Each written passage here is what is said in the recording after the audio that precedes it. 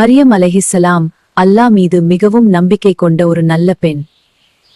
அல்லாஹ்வின் கட்டளையால் அவர்கள் திருமணமாகாமல் ஈசா அலைஹிஸ்ஸலாம் அவர்களை கற்பமாக கொண்டார்கள். பிரசவ நேரத்தில் மக்களுக்கு பயந்து அவர்கள் பேரீச்சை மரத்தடியில் தனியாக இருந்தார்கள். கர்ப்பகால சோர்வு, தாகம், பசியால் அவர்கள் மிகவும் சோர்வடைந்தார்கள்.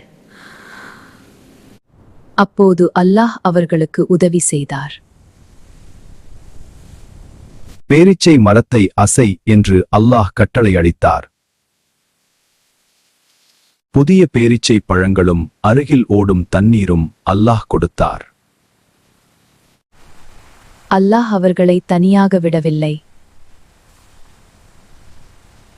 நாம் அல்லாஹ்வை நம்பினால் அவர் எப்போதும் நம்முடன் இருப்பார். இந்த வீடியோ பிடிச்சிருந்த சேனலை சப்ஸ்கிரைப் பண்ணுங்க, லைக் பண்ணுங்க, ஷேர் பண்ணுங்க.